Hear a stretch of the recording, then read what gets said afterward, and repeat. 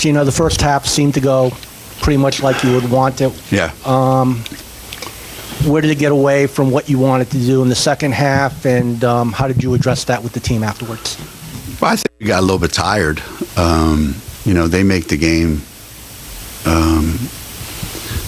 where you got you got to guard them for a long time. They hold the ball and they're really patient, so they make you play defense a long time.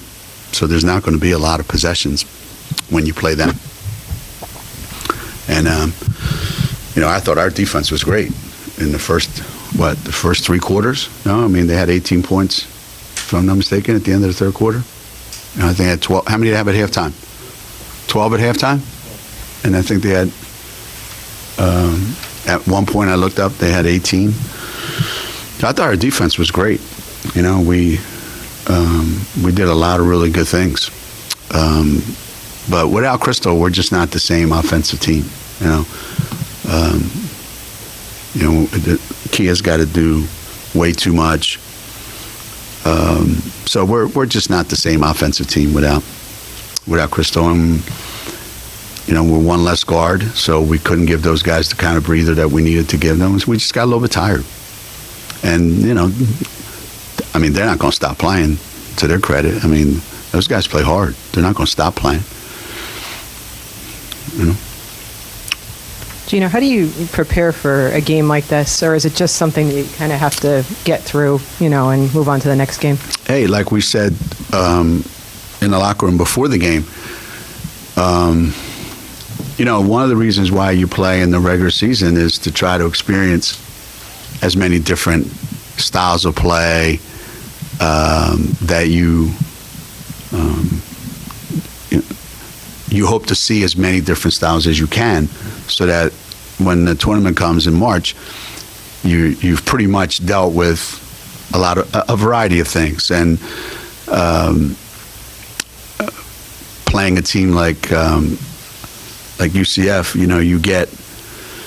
you get something a little bit different. They're not going to play any man-to-man. They're just going to sit in that zone, and they're going to sit there and sit there and sit there, and it doesn't matter what the score is. They're not going to change, and